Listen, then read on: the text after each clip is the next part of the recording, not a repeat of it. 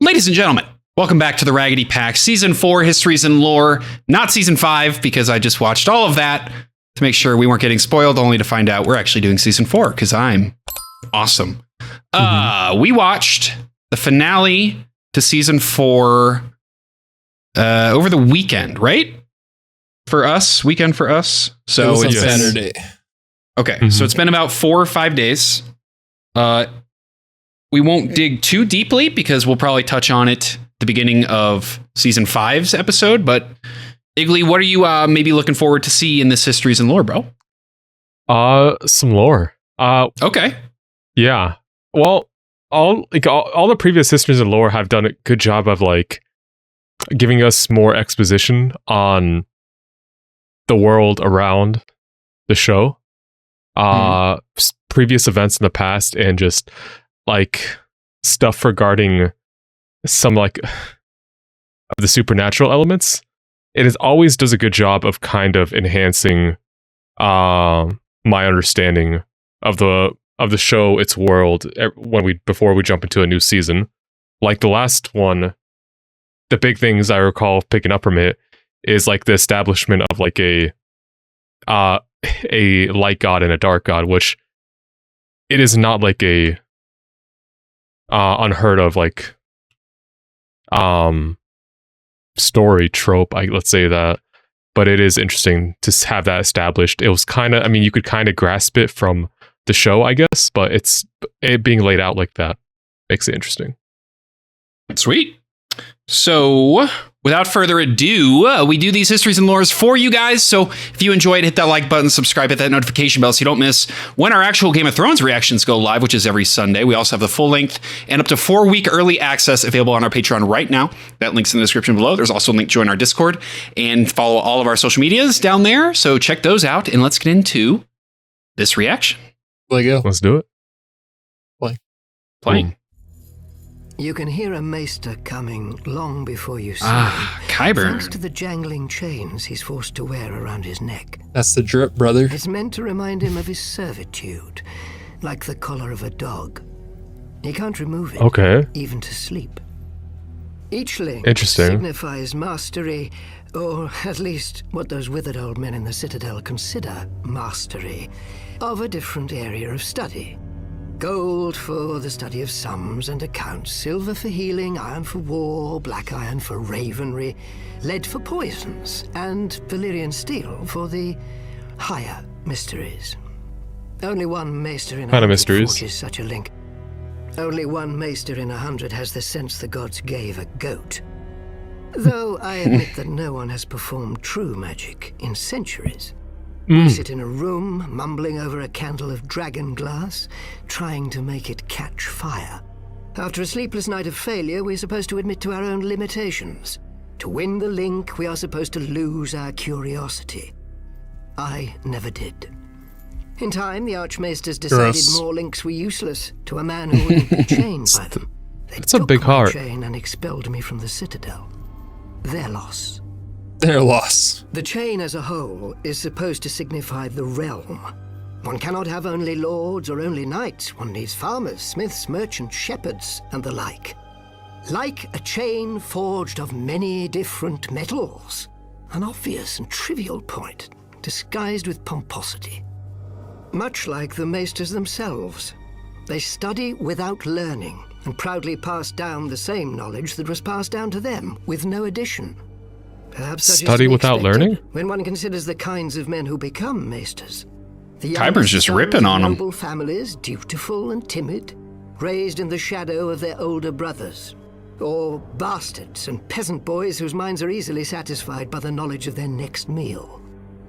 Because bold men will not be chained. They dare to ask questions that the maesters fear to answer. Well, what kind of chains are we talking They will look about? at a living man and ask, how? And they will look at the dead and ask, what if? That kind of cements what we already knew. From when Braavos was still the secret city, filled with runaways and refugees from the Valyrian slave lords. The first tradesmen to achieve success realized that if they pooled their resources, they could loan money to their less fortunate fellows and build a better Braavos. For a profit, of course. First, they needed a space to store their combined gold, safe from thieves, and more importantly, each other. For the business rivalries that created their fortunes were not easily put aside. They found an abandoned iron mine outside the city and sealed its only entrance with heavy gates and bars, and set guards supplied by every principal investor. Each guard watched the gate, and the other guards. Over time, this distrust vanished as the investors gave up their other businesses. Ooh, the statue's being put together. Into the new endeavor, now called the Iron Bank. I like their scaffolding. We've since moved to more spacious. How else are they supposed to do it? But we still keep our first vault. That's how they built the pyramids. Of our roots, but because we did not become the world's greatest repository of wealth by wasting assets, no matter how minor. If you're an aspiring merchant, you come to us to buy ships and goods. If you're an aspiring shopkeeper, you come to us to buy your shop. Whatever you need in this world, we are the conduit. Even a throne can be yours if you're an aspiring king, or stay yours if you're a sitting one. Just ask House Lannister of Westeros. We are not the only bank in this world. Every free city has its own, but when those banks need gold, they come to us. We lend to princes, kings, merchants, and tradesmen. If a prince or king can't pay us back, well, the world lacks for loyal men, not ambitious ones. We simply fund the rise of new princes and kings, and they tend to honor our investment. If a merchant refuses to repay us, well, the vicissitudes of trade are well known, and Braavos is full of men who are not.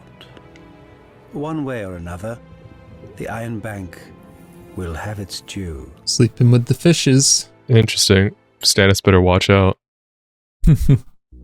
Sellsword. Pretty much sums it up. A poor man has Yo. a sword. A rich man needs a man with a sword. Braun. Is exchanged. If the poor man knows how to use the sword, maybe he becomes the rich man. One way or another. I'm sure sellswords have a long and illustrious history, but if you meet a sellsword who knows it, best hire someone else. A sellsword should be good at one thing, getting paid to kill people. It's not an easy job. Most people try to kill you back, and at least a few of them know how. The ones that don't, well, they often come in enough pretty armor to ruin an afternoon. A lot of high lords turn their noses up at sellswords. They say they can't trust a man who sells his allegiance to the highest bidder.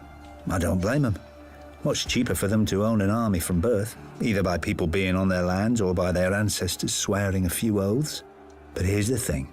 No sellsword has ever fled from the winning side. If your hired companies are running away from you, it's because you're not on that side, and you didn't pay them enough to die with you. Not that you could. Sellswords don't get rich dying for their lords. Sellswords don't really get rich.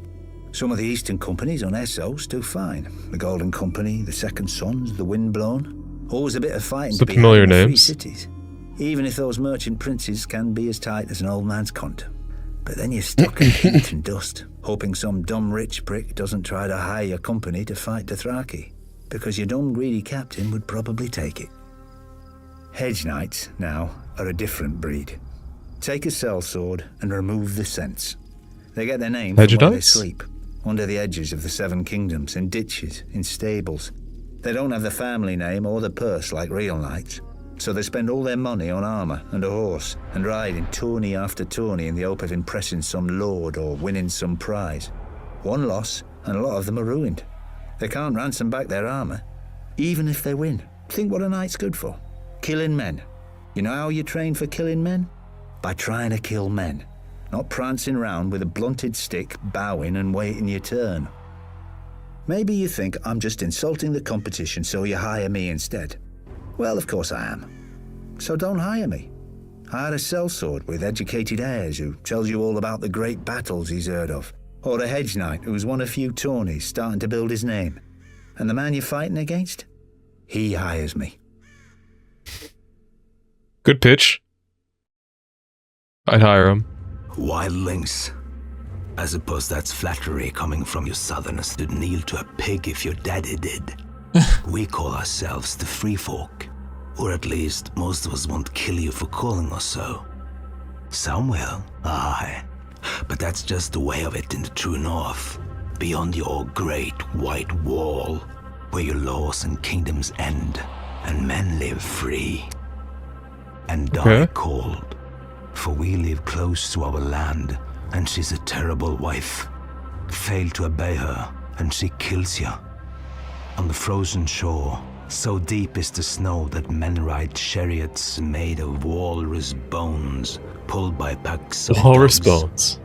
The Hornfoots have it easier in the mountains. The cold so hardens and blackens the soles of their feet that they don't even need boots. The cave people spend their lives in the dark, doing God's know. That's frostbite. God's know who. That's a dead foot. The Thens have one of the only nice bits of land up here. A valley in the far north, near the end of the Frostfangs, with game, copper, and tin for shiny bronze weapons. Better than the rusted old blades most of us have. With such advantages, they could be a generous, friendly race. They're not. As young boys, they burn their faces and rub ash and dirt into their wounds. Scars more than their face, I think. They follow their Magnar, who's the kind of man who can rule these kinds of men. I know what you Southerners are thinking, and no, the Magnar is not a king, more like their god, though not one a god to follow if you don't sleep with your eyes open. Then there are the giants, a proud race as old as the Frostfangs and about as tough. They speak the old tongue, when they speak at all, though they understand more common than they let on. They're not the monsters you Southerners think. Once I was caught in a winter storm so cold, I knew I'd freeze to death before it broke. Lucky for me, I stumbled on a sleeping giant, cut open her belly, and crawled right up inside her. Kept me warm enough, but the stink. Okay, Star Wars. The worst thing was, when she woke up, she took me for her babe. Suckled me for 3 whole moons before I could get away. Aye, but there's times I still miss the taste of giant's milk. I thank the gods she was in a good mood and lacked a husband.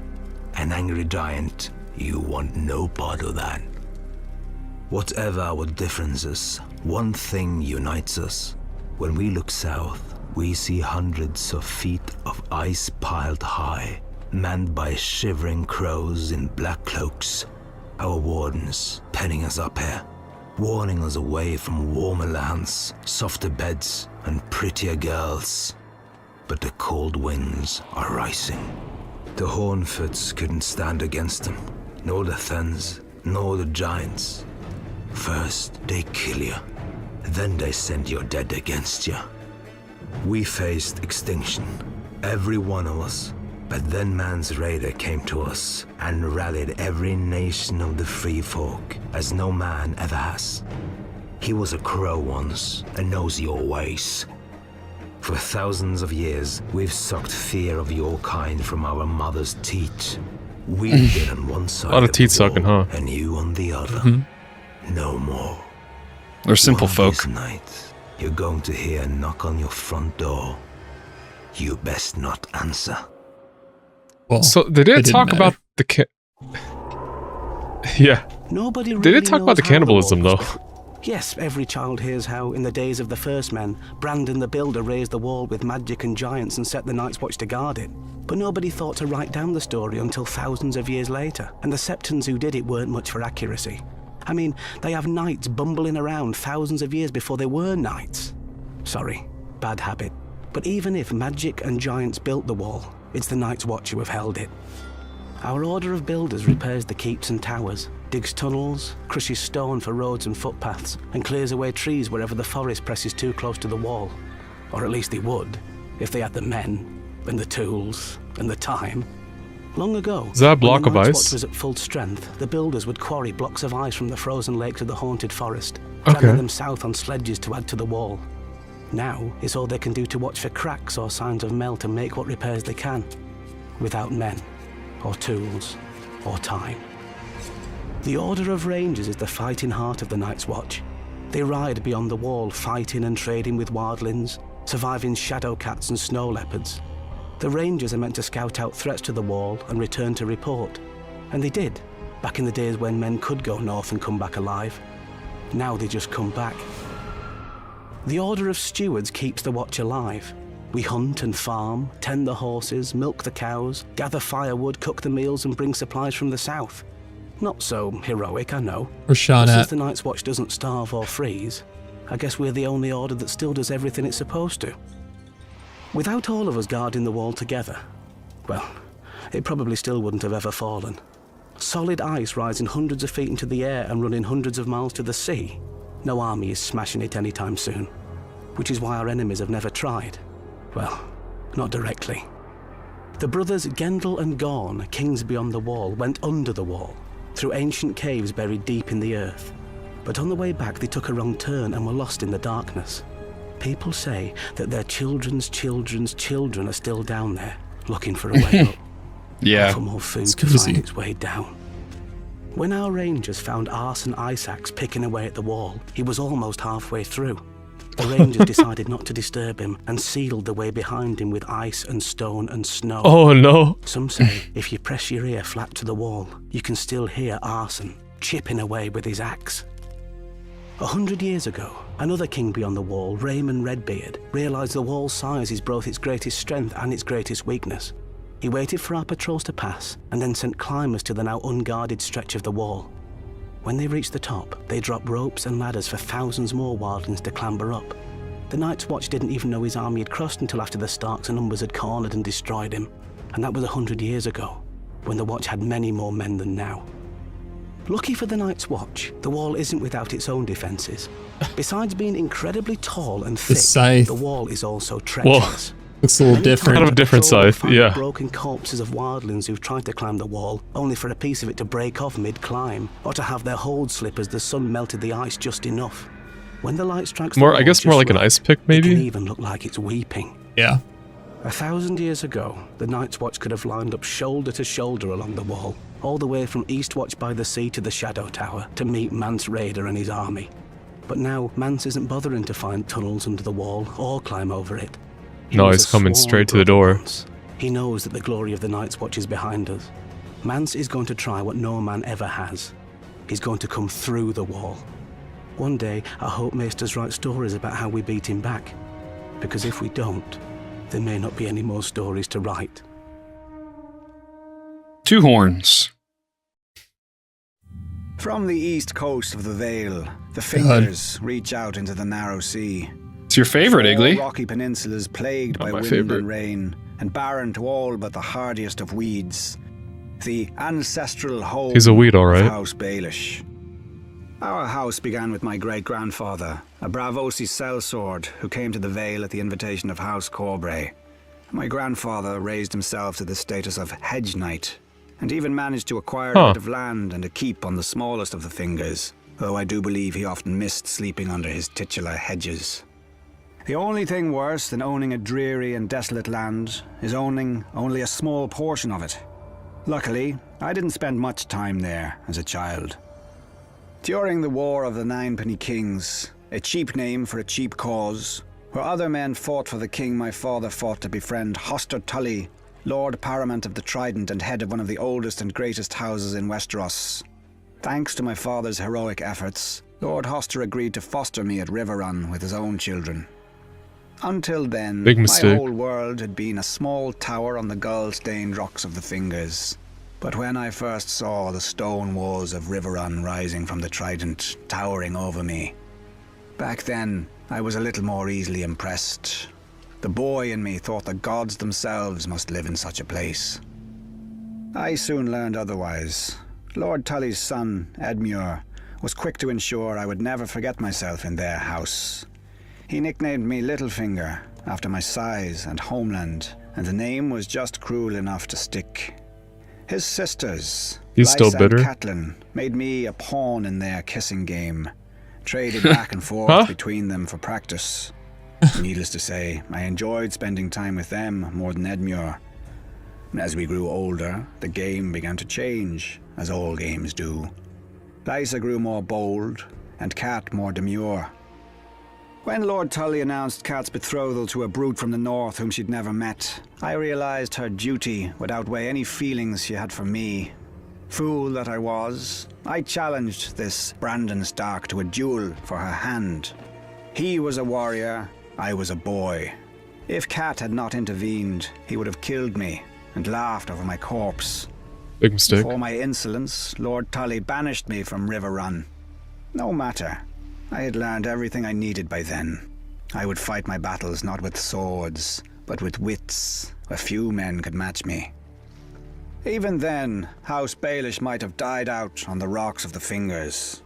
I was again a poor lord, with no allies and no prospects, except, if I were lucky, the daughter of a middling merchant. Then, opportunity arose. The Mad King executed that Brandon Stark and incited a rebellion. My old friend, Lysa Tully, was married off to John Arryn, Lord of the Vale, to cement the alliance against the Iron Throne, bringing her within my circle again.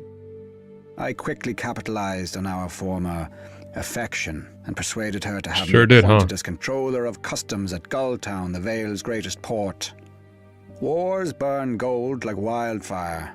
When I increased the port's income tenfold, her husband took notice of this lowly lord from the Fingers, and when the new and profligate King Robert needed a master of coin who could find gold where no one else could, why, Lord Arryn knew just the man. Once, House Baelish had no lands, no name, and no gold. Now we have quite a lot of each. What new rung will the next generation climb? Let us not be hasty. I'm not finished yet. Good job. Any man who calls a poison a woman's weapon is a traitor to his fellow men. A dagger, arrow, axe. These are the arms of Unfortunately, the poison wasn't enough, poison man. is cold, calculating. Poison is the thought that wakes you in the morning and lulls you to sleep at night. You watch your victim die 1,000 times before you ever offer him that fateful taste. Is a man's hate so inferior to a woman's that we are to be denied such a weapon? When I was a boy of 16, a great lord caught me with his mistress. He should have been honored. Instead, the fat old fool challenged me to a duel, thanks to my age and status, only to first blood. But his mistress and his wife warned me which of my parts he intended to draw first blood from. He was strong and fierce, but slow. I caught him quickly, and the duel ended with honor satisfied. Oh, he's done. His wounds festered, and he died. Ever since, men have called me the Red Viper, a name that never fails to draw a laugh from me, as if a single serpent was all I knew of venom. Essence of nightshade is the gentlest of poisons. A drop dissolved into wine will I don't know if I agree with this. That's kind of from shaking. 3 drops that's kind of lame. will grant a night of deep and dreamless sleep. You're kind of overstepping the duel. And you will have a sleep that does not end. Well, gotta do what you gotta do sometimes. It will give cooked meat a savory smell. But if eaten, it produces violent madness in beasts as well as men. A mouse will attack a lion after a taste of basilisk blood. But to a man who knows his art, is not passion a form of madness? Widow's blood forces a man's bladder and bowels to fail. No. He drowns in his own poisons, a slow and painful death. It has earned its name many times, I am sure. The tears of Lys, a rare and costly poison. Clear, tasteless, and odorless. Dissolved in wine or water, cyanide at a man's bowels. No. He dies in agony, which will not appear unusual if the victim is old or sickly. A favorite tool of impatient heirs. I was about to say. Across the world, on certain islands of the Jade Sea, grows a certain plant. Joffrey? The leaves must be aged and soaked in a wash of limes, sugar water, and certain rare spices from the Summer Isles. Afterward, the potion must be thickened with ash and allowed to crystallize. The process is slow and difficult, the necessaries costly and hard to acquire. The alchemists of Lys know the way of it, and the faceless men of Bravos and the maesters. Dissolved in wine, it makes the muscles of a man's throat clench tighter than any fist. A victim's face turns as purple as the little crystal seed from which his death was grown. Yeah, it's definitely Joffrey. And so we call it. If we watched this before season 4, I would have been like hard locked onto Oberyn for being the murderer. Take from its shelf, you may ask. None. To kill a man at his table or in his bed bores me. To toil hours over a boiling pot, measuring and stirring, bores me. How life begins is always entertaining, and my kind must make sure its end is worth our wait. That's pretty cool. Unbound, I didn't get all the poisons down, unbent, unfortunately. Unbroken. The words of House Martell.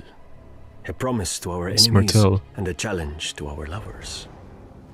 Thousands of years ago, the warrior queen Nymeria crossed into Dorne from Essos, fleeing the dragon lords of Validia. After she landed, she burned her ships, all 10,000 of them, so no cowards could slink home. Crazy play. What a woman. Dornish in spirit before she ever was in flesh.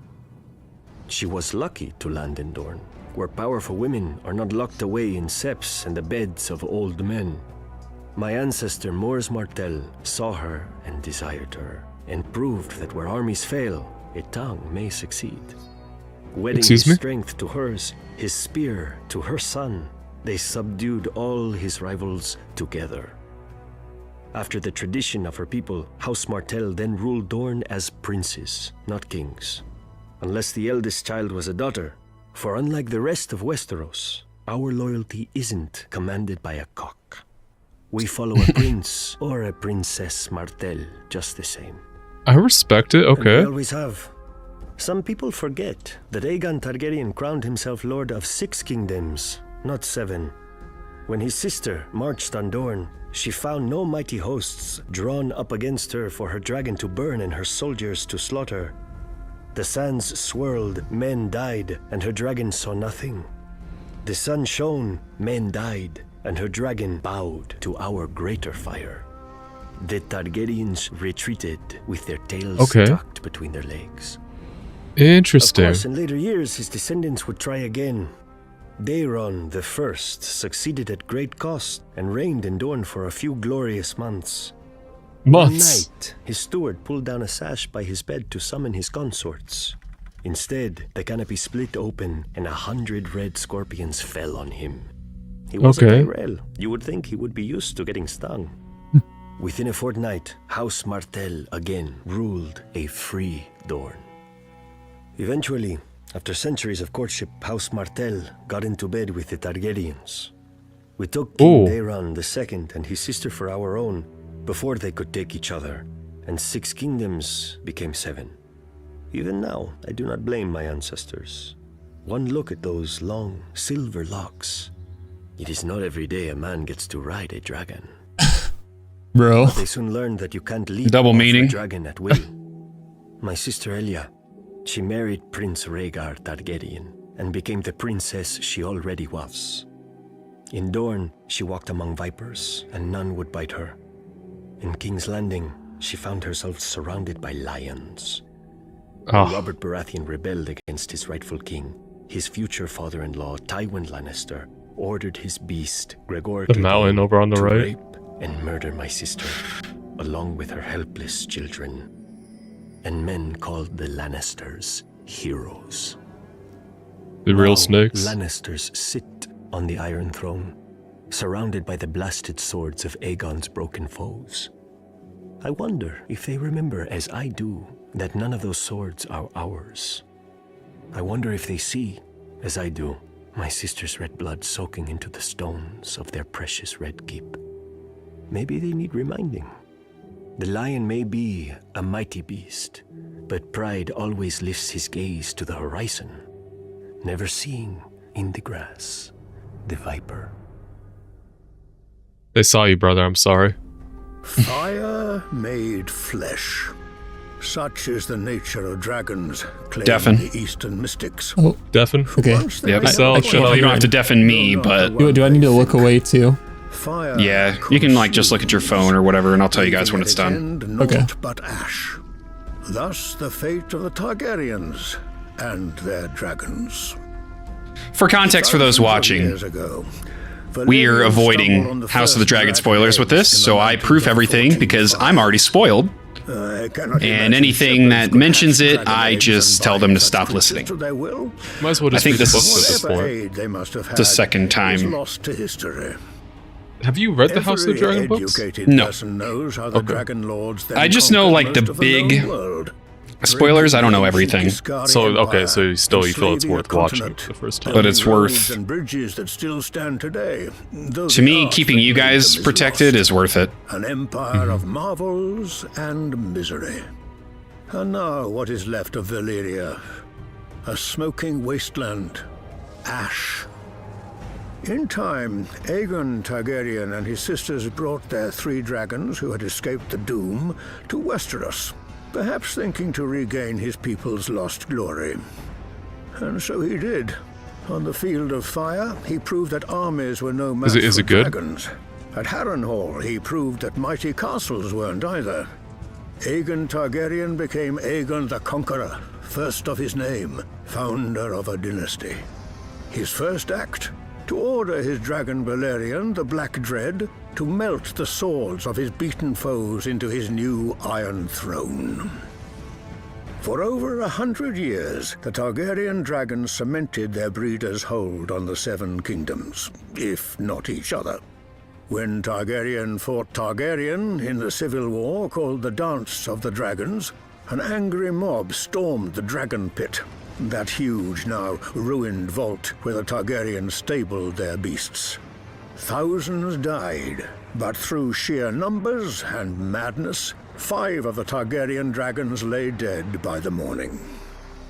Which was perhaps too many. Thereafter, each generation of dragons grew smaller than its parents. Their skulls used to line the throne room of the Red Keep in order of birth. The oldest, Balerion, could swallow an ox whole. The last skull was barely the size of a dog's. Yet the Targaryens never stopped trying to revive their dragons. Aerion Brightflame drank a draught of wildfire and burned to death. Aegon V tried to hatch stone dragon eggs with sorcery. How are you looking, Blake? And burned almost to death. Done. Against these, Aerys II looks almost sensible. He only burned other men to death. Now we hear rumors that the young Daenerys Targaryen has hatched 3 People are going to skim through this reaction and just see me and Egli completely not watching. You're not even paying attention. I'd assume you just cut this all out.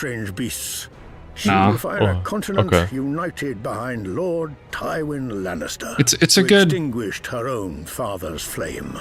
Break. And we have known dragons now. Bathroom break. Bathroom break. Do you use the bathroom? You need a piss? All right, you can undeafen. See if fade to black. All right. Justice is a funny thing.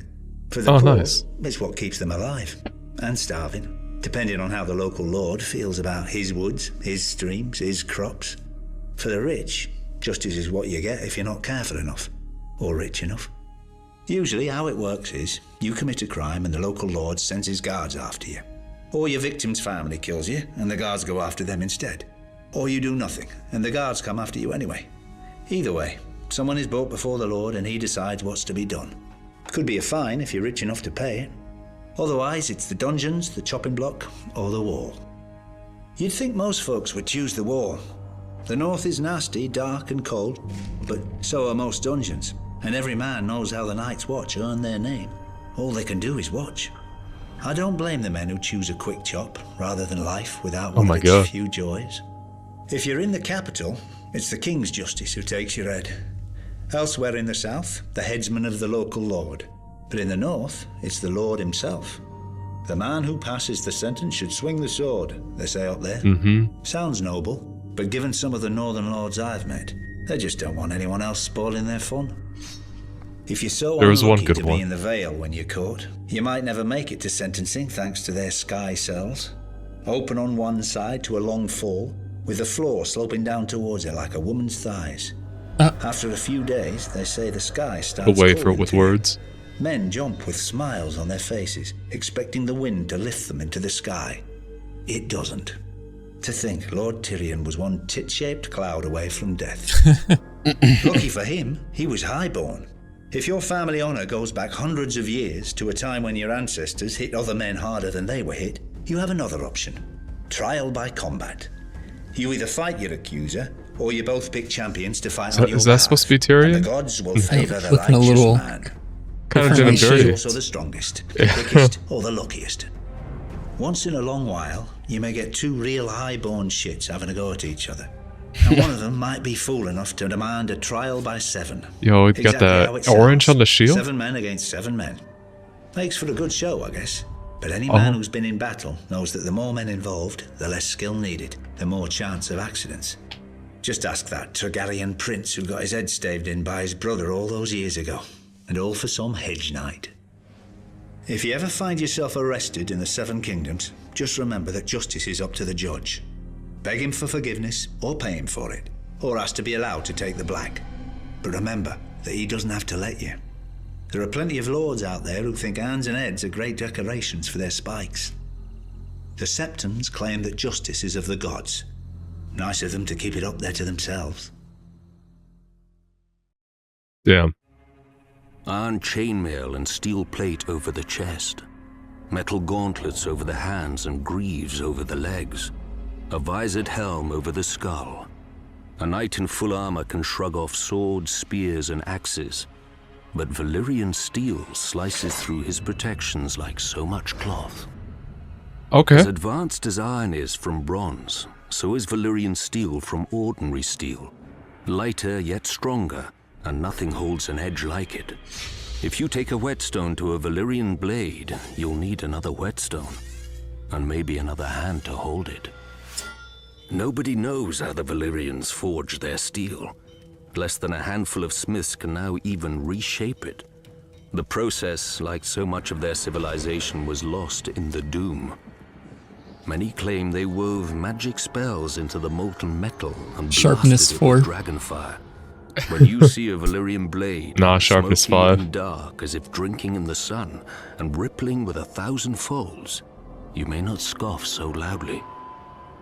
The Valyrian steel that exists now is all there will ever be. Some survives in the citadel with the maester's chains, where a link of Valyrian steel signifies study of the higher mysteries, whatever those are. You got to melt that down and make a dagger. Like that one, yeah. For rich merchants. I've even seen a Dothraki Arak. But okay, that's crazy. Lives on in Who gave the Dothrakis Valyrian steel? Treasured possession. A sword passed They down probably from took it father to themselves. son for generations. They reforged it? Ice of House Stark. Yeah. Heartsbane of House Tarly. Ooh. Lady Forlorn of House Corbray. Okay. Even precious treasures can be lost. That last name was new. Aegon Targaryen's Blackfire and Visenya's dark sister disappeared in Daemon Blackfire's rebellion. A foolish king of the Rock took House Lannister's Brightroar to Valyria, and neither blade nor man was seen again. And then there are the swords that are not lost, but lose their owners. For 5 centuries, Longclaw was the pride of House Mormont, my house. Even penniless and in great debt, I chose to sell men rather than the sword. And when my shame became known and I fled Bear Island for the east, I left it behind for my father, to hold it for a worthier heir. Damn! Steel is a wonder of the world, sharper than wits, truer than men, rarer than virtue. But even its edge cannot cut so deeply as a son's failure. Damn. Or its value match that of redemption. Wow. Did I miss it? Was it established it was Valyrian steel? Sex. Yes. Huh. A simple word for a simple act. Oh god. And so, of course, men complicate it. A child born to a wife is a gift from the gods. A child born to a mistress or an obedient serving girl is a bastard, unworthy of its father's name. So instead, we call the children after the land where they were born. Flowers in the Reach and Hill in the Westerlands, Stone in the Vale and Storm in the Stormlands, Rivers in the Riverlands and Waters in the Crownlands. Pike in the Iron Islands, Snow in the north, and in Dorne, Sand. By these names, I mean, some of those last names are pretty sick. Storm and Snow. Even if his own father won't. Though sometimes a father with too much gold and daughters will ask the king to legitimize a bastard son and give him his family name. If his wife objects, the next one does not. But sometimes the gods play their jokes, and later his wife will give him a true-born son of their own. When this happens, well, children die all the time. So do fathers. Even the beautiful Targaryens had bastards when brothers tired of their sisters. Many took the name Blackfire after the Conqueror's own sword. When Aegon the Unworthy legitimized all his bastards on his deathbed, they rose up against his true-born heir. Westeros bled. Oh no. Yawned. For That was a most of mistake. Westeros, the Blackfire Rebellion only proved what they already knew. Bastards are treacherous, born of lust and shame. But here in Dorne, lust is not shameful. We know that bastardy does not make a man more treacherous than another. Man does not need the help. Most boys dream of becoming a Kingsguard. Rich boys from good families get a chance. Smart boys stay at home and sing songs about them instead, opening purses and thighs, because the Kingsguard isn't really good for much else. There was one Kingsguard, I forgot the bastard's name, who swore an oath to his dying Targaryen king to crown his daughter after him. The very night that king died, this Kingsguard crowned the king's son instead. When an old man on the small council dared to protest, this honourable knight opened his throat. Bastard died in the very civil war he started, along with the old king's son, daughter, and most of their dragons. And the Kingsguard? All that duty and honour, and not enough brains to figure out which Targaryen to give it to. Twin brothers even ended up on opposite sides, died with tears on their cheeks as they cut each other down. I suppose I should think that's tragic, but stupid men do stupid things every day, and nobody cries over them. Prince Aemon, the Dragon Knight, may be the most famous Kingsguard who ever lived. How did he die? Defending Aegon the Unworthy from the brothers of a man whom Aegon fed to his dogs. The man's crime? Sleeping with one of the many mistresses Aegon wasn't using. And the man was one of Aegon's own Kingsguard. Okay. Arthur Dane, Gerald Hightower. Sure, if half the stories about them are true, they could swing a sword. Man is decrepit. Makes their lives even more of a waste. Bodyguards to the maddest king the Seven Kingdoms ever saw. Watching their king burn men alive. Standing guard as their king raped his queen. Hiding the Stark girl that Prince Rhaegar stole away. Causing a war that toppled their king. And all this without any gold or women to show for it. Stupid buggers. The only one with any sense was Jaime Lannister. Yep. When his father stormed the city, he put a sword through the Mad King's back rather than die gloriously at his post. He's still here. They're not. Even if the Kingsguard are the greatest knights in the realm, knights are just asses in armour, riding whatever horse their daddies gave them. Putting on a white cloak doesn't make a man smarter or bolder. It's just a pretty little curtain. Behind it is the same pile of shit. Oh no.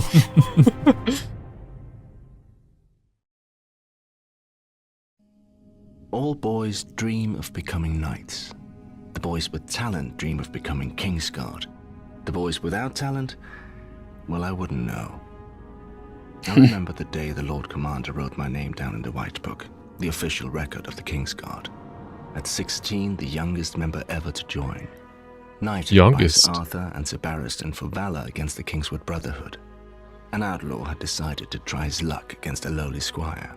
He wasn't using his head, so I took it off him. Shortly afterwards, King Aerys II, who hadn't yet earned the title of the Mad King, took me into his service. If I have ever been happy, it was that day. Man. For centuries, the Kingsguard had been the glory of the realm. Aegon the Conqueror had established the Order as his personal guardians after uniting Westeros with fire and blood. He knew that some of his subjects wouldn't take to conquest, and his dragons were no use against knives in the dark. No doubt surrounding himself with the greatest knights in Westeros made his rule more palatable and less foreign as well. Everyone in his kingdom soon knew the names and sung the songs of the Kingsguard. I certainly did from my earliest days. Lord Commander Gerald Hightower, the White Bull. Arthur Dane, the Sword of the Morning. Barristan Selmy, the Bold. Yeah. Prince Lewin Martell. Oswald Went, Jonathan Derry, and, soon enough, the boy prodigy, me. We protected the king and his family. We killed his enemies and led his armies. We gave him counsel when asked and kept his secrets when not. We swore to hold no lands, take no wives, and father no children, like the Night's Watch, except with a real job to do. What? Okay. Or to see my name Brother, described in the same give it a book season. as my heroes? Of course not. I was 16 and brilliant. I knew it belonged there. Beside the name of Prince Aemon the Dragon Knight, who wielded the Valyrian sword Dark Sister. He died defending King Aegon the Unworthy from assassins, though the king had insulted Aemon throughout his reign and had well earned his fate, because Prince Aemon had sworn our oath. Beside the name of Sir Gawain Corbry, who dueled the Targaryen bastard Daemon Blackfyre for an hour during the Battle of the Red Grass Field, though outmatched and grievously wounded, because Sir Gawain had sworn our oath. Beside the name of Sir Duncan the Tall, who as a hedge knight broke several of Prince Aerion Targaryen's teeth while defending a Dornish woman. He later rose to Lord Commander and burned beside his king at Summerhall, because Sir Duncan had sworn our oath. And now, below the name of Jaime Lannister, you know how it reads. The only one who broke his oath. Even though I had sworn our oath. That was years and a hand ago. When I joined the Kingsguard, I fought beside legends in the flesh. Their kind is dust now. And the men who have taken their place? Mud. Sir Boris Blunt, the Fat. Sir Marin Trant, the Forgettable. Yeah. Sandor Clegane, the dog who tucked tail and ran. Like mud, their names soiled the White Book. Almost as much as mine. Wow. I don't know. I mean, a few of those names are trash. Twice, the Targaryens tried to conquer Dorne with soldiers. Twice, they failed. Only when the Dragon Kings came bearing husbands and wives did my ancestors relent and agree to join their 7 kingdoms. House Martell could have waged war until the end of days. But how could we resist a peace we could take to bed? For centuries, the Iron Throne had no more loyal ally than the Princes of Dorne. Since we had never fallen to them, we kept our ancestral title. Perhaps this is what drew Rhaegar Targaryen to us. His royal parents had not produced a sister for him to wed, so he had to look elsewhere for a princess. And there was only one in Westeros, Elia of House Martell, my sister. She was not the most beautiful woman in the world or even in Dorne. But I mean, she looks pretty. Rare for a woman from our land. Her flower came with no thorns. She was kind and clever, with a gentle heart. I loved her. I feared for her. For years I fended off lesser men from her. But when Rhaegar came, even I failed. He was beautiful and the crowned prince of the 7 kingdoms. And our mother had worked so hard to secure the match, how could Elia not accept him? They were wed, and he took her from her home, from those who loved her and would die for her, and locked her in his red keep above his sty of a city surrounded by false friends. She bore him a daughter and a son, though each almost cost her her life. Elia loved Rhaegar. She obeyed him, and he chose to steal away Lyanna Stark, a pale northern girl whose veins ran with ice like all her people. Instead of disciplining his faithless son, King Aerys executed the Starks when they came seeking justice, and ignited a revolt. I know how the Maesters describe the war now, but calling it Robert's Rebellion does not change what it was. The War of the Usurper. Dorne sided with the crown, for when we swear oaths, we keep them. We needed no threats from King Aerys, though he made them anyway, locking Elia and her children in the Red Keep to ensure our loyalty. Even in his madness, he knew that no true Dornishman would ever take up arms against our beloved princess, and that we would fight to the death for whichever side she was on. At the Trident, Dorn lost 10,000 men and 2 princes. My uncle in the King's Guard and Elia's gallant husband, Prince Rhaegar, who was too slow or too arrogant for Robert's war hammer. As Robert's army marched on King's Landing, the Mad King sent his own wife and child away, but kept my sister and hers inside. In his madness, Aerys thought that the Dornish had betrayed his son at the Trident, and was only too happy to welcome his one true friend back into his ranks, Tywin Lannister. Lord Tywin's army sacked his friend's city while Lord Tywin's son murdered the king he'd sworn to protect. All this could have been forgiven. War is terrible, and men must become terrible to wage it. But the Lannisters knew that as long as my sister and her children, Prince Rhaegar's heirs, lived, no usurper could safely sit the throne.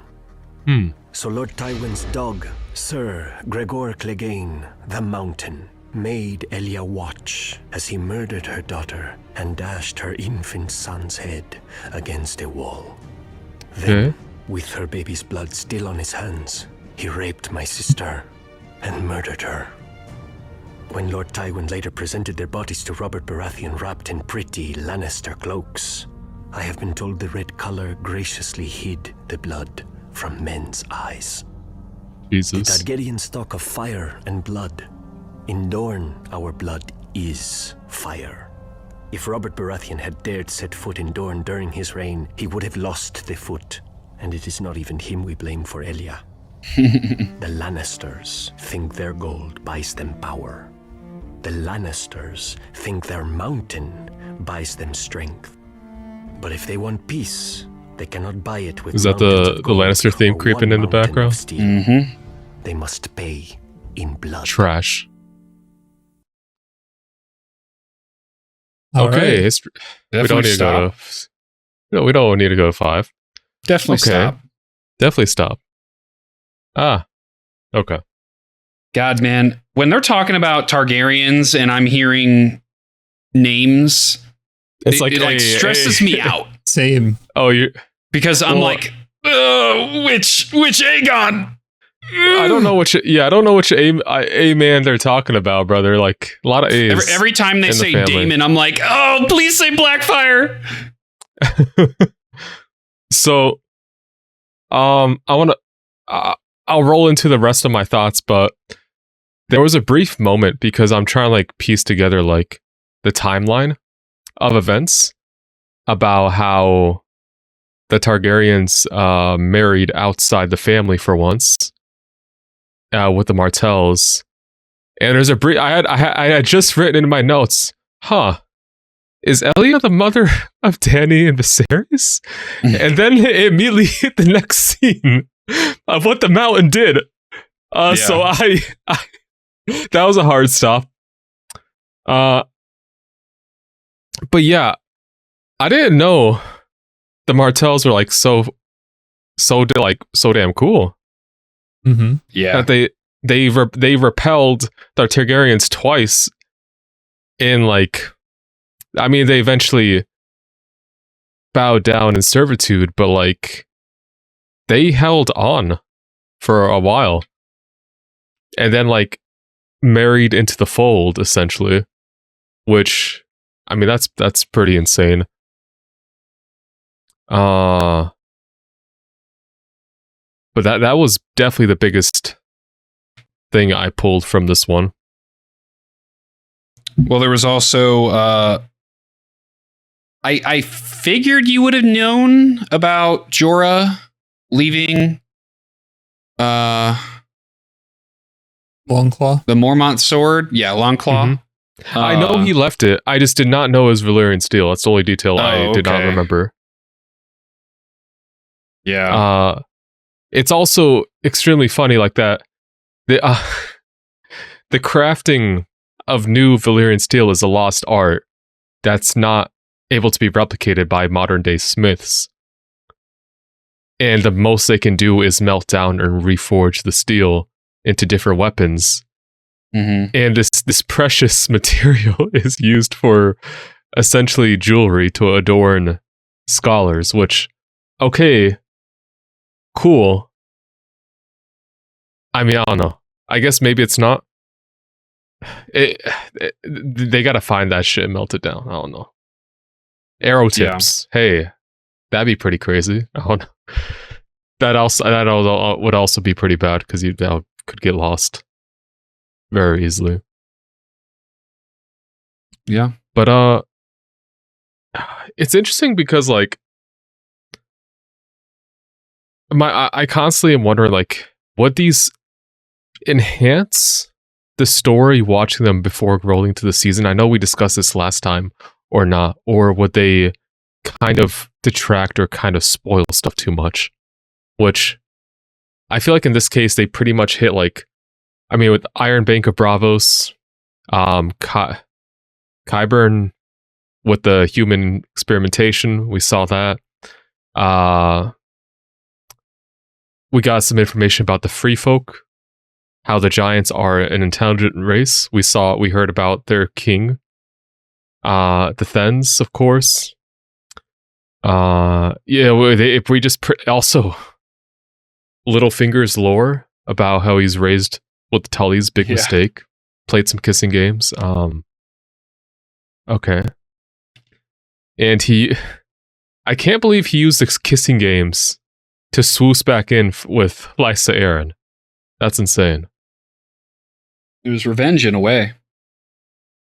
Yeah. Because they were the ones playing the games with him. Or so that's how he tells the story. Humans are very poor like tellers of truth. There's always a narrative. The winners of the war writes the history. Yeah.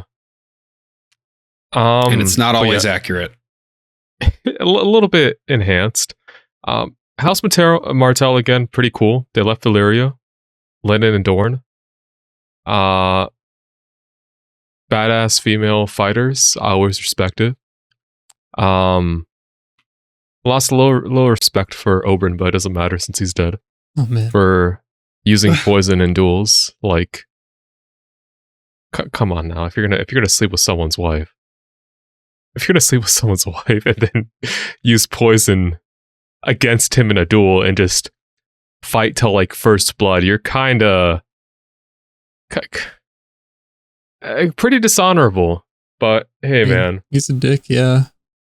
But he's cool. He's a dick. He's cool. Unfortunately, his head was a watermelon. But yeah, fun. Also, the king, Jaime talking about the Kingsguard. Also, Bronn talking about the Kingsguard, like from two different perspectives. That was pretty cool. Yeah. That was another scene that was stressful because then we started talking about Duncan the Tall and all those guys, and I'm sitting there, I'm like, oh, I didn't watch this one. Who are we talking about? Those names sounded cool. I wish I wrote down more, but like, I'm glad you didn't. I'm glad I did. I mean, we got Duncan the Tall, the other dude who was like Duncan the Tall. He's one of those. It's kind of like Arthur Dane. Like, it's just a name you'll eventually learn and won't forget. Like, Corey knows who the Sword of the Morning is. And also, Dark Sister, the sword. Yeah. Mm-hmm. That was brought up again. There was a previous owner, but someone in the Kingsguard was using it. But that sword had a previous owner with one of Aegon's sister. Yeah. So interesting how the weapons get passed down. There's also, I forgot which bit it was. Like when it was talking about Valyrian steel, but like it talked about the other Valyrian weapons. Ice, of course, is something I know by name, but the other two, I'm actually gonna go back and rewatch that because there were not names I recall or stand out to me. But it's always fun watching these. Yeah. Well, what did you learn, Corey? I mean, I really liked Oberyn additional lore about Dorne. I guess just getting more into the relationship side of things, showing the details with how the Targaryens kind of pulled up. It's like, okay, well, we can't defeat you, so you want to get married? You have to like bow in, yeah. And also with Baelish, you kind of see like the type of stuff was going on for a long time, because you hear about it in the show, but actually seeing it kind of drawn out adds more to it. And you get to see Brandon kind of standing over him, about to kill him, which he should have. Yeah, he snaked his way out of there, and you see how the connections are made, like how he gets to his master where he coin. Was. Yeah, and that how he is ends pretty up interesting. in the position of power. Because given how prevalent of a character he is now, something I didn't expect, learning how he made his way is pretty interesting. I'll also be honest with you, because I think this is a term that you learned for the first time. I don't know about Blake. He probably already knew it. I don't think I've ever heard the word hedge knight before. Hedge knight? No, they dropped that like shit like 5 times. It was like their new favorite word. Yeah. But just basically knights who like, they're trying to build their hedge fund up. They're just grinding tourneys for money and like looking for sponsors. I don't know. Yeah, I've heard it. I probably wouldn't have just been able to define it without this episode. But like I knew like generally what it meant. Apparently, a former hedge, one of the Kingsguard was a former hedge knight who, I guess, made a big enough name for himself. I can think of a few guys that would qualify as hedge knights. I mean, it's pretty like it's just basically anyone who's trying to make a name out of themselves. Yeah. But aren't officially recognized as knights. They have not been knighted. Also, when they're just dissing the rest of the Kingsguard, funny. It's fun. I think the last thing that I recalled, when they're talking about the Iron Bank of Bravos, they pretty much foreshadowed about how essentially someone doesn't, if a king does not repay their debts, they're just going to support another king to then take out the former king. We're kind of seeing that where the bank bowed down, like they said, they gave a little loan to Stannis because of the inclination that he was better to support than Tommen.